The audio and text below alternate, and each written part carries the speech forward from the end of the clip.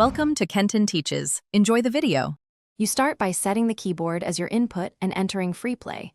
That gives immediate control without waiting.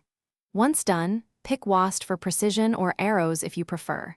You should also locate chat keys. Enter for text, tab or T for quick chat, so you can communicate instantly. Make sure to test movement and interactions on the left side of the map.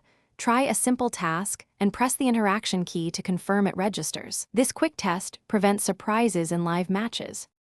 You now focus on the how and why of core actions.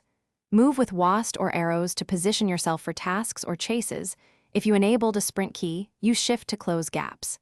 Interact using E or space to complete tasks and confirm vents. Numbers or quick chat let you relay info fast without typing.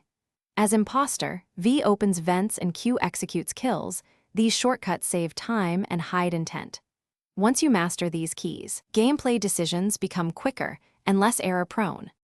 You finish by optimizing controls and preparing for problems. Remap any uncomfortable keys in settings, then save that layout so muscle memory builds across matches. Practice situational combos, move plus interact for fast tasks, vent then hide for imposter play, or sprint to escape, so you act decisively. If keys become unresponsive, check the game window has focus, restart Among Us, and verify your keyboard drivers. If the issue persists, try another USB port or a different keyboard.